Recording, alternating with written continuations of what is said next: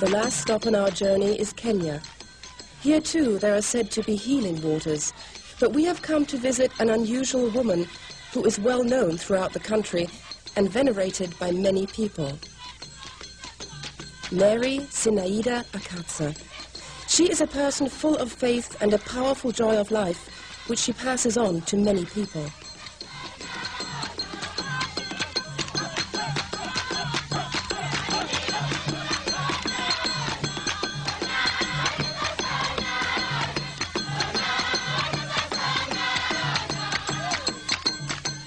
Members of the church she founded wear white and blue gowns. Mary Akatsa says that Jesus himself gave her these colors as a sign, in order that one could identify oneself as a child of God under one faith. Untiringly, this simple woman travels through the country to the people, most of whom live in poverty. Wherever she arrives, she is immediately surrounded by crowds.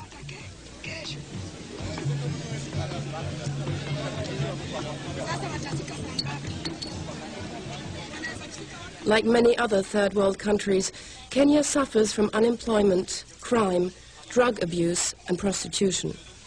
Mary Akatsa knows the people's sorrows and goes on undeterred, giving comfort and help.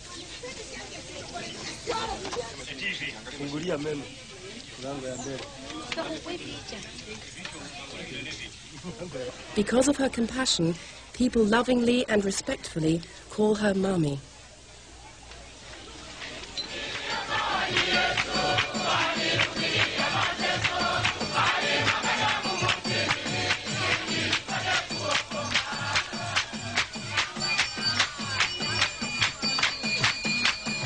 Three times a week, she gives healing ceremonies in Kawangware, a slum in Nairobi, with prayers, songs, and preaching.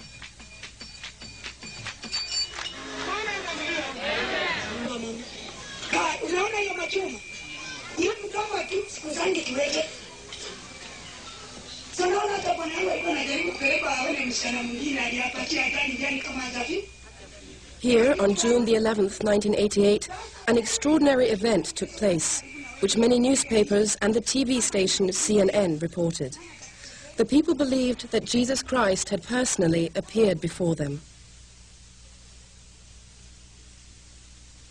A journalist from the magazine Kenya Times was an eyewitness. His report starts a week before the event. On Saturday, June the 4th, 1988, a big bright star was sighted above the skies by worshippers. While we were filming, the unusually bright star could also be seen during the day.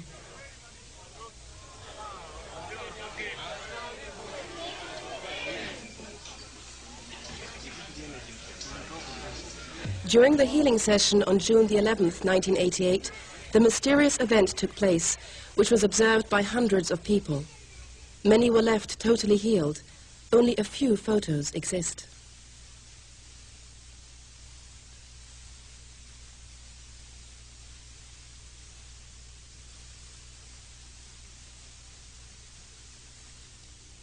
The tall figure of a barefooted, white-robed and bearded man appeared from nowhere and stood in the middle of the crowd. Watu wote walianguka chini, wakajawa wengine na furaha, wengine wakajawa na kilio kwa maana wameona kila hawajaona tangu wazaliwe. When he appeared, people had no idea what was happening. Many of them fell down. Others began to cry and repent their sins, and continued to do so even after Jesus had disappeared, and we had begun singing new healing songs again.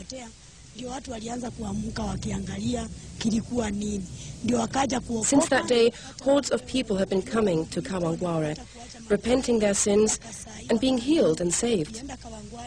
But it is not me who heals, it is the power of God that heals through me.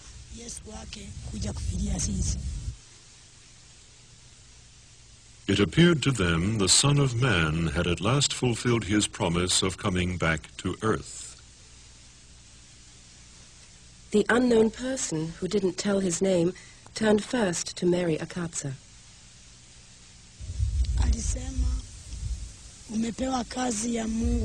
He said, "You are an important messenger of God. Keep on preaching, never retreat. Whoever places obstacles in your path will himself be halted. Then the man spoke in Swahili without an accent to the crowd. We are nearing the time for the rain of heaven. But before that, I shall come back and bring a bucketful of blessing for all of you. Before he disappeared as suddenly as he had come, he paced off a path in the direction of the church. Siku hiyo wakati mwenyewe aliingia, alisema nimeweka msalaba hapa. Jesus said, I have put my garment here at the end of this path, and whoever comes to this place, perhaps with sickness or demons or other problems, should run along this path. When he returns at the end and runs back to Mary, all his problems will vanish, and he will be free. Sasa wanakuwa free.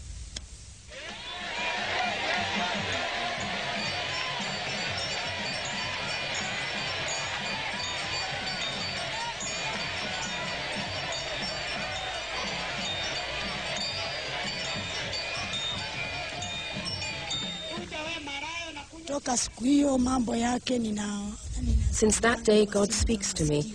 I can hear him through my ears, like somebody talking next to me. It is very loud. Before my eyes, there appears a sort of screen, and I am told, look there, or there. There is someone in the congregation. Look at him. The message is written on his chest.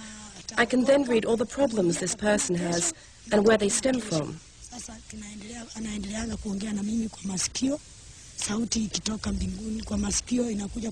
Then I ask for him to be saved, and he is healed. I get the message directly from God.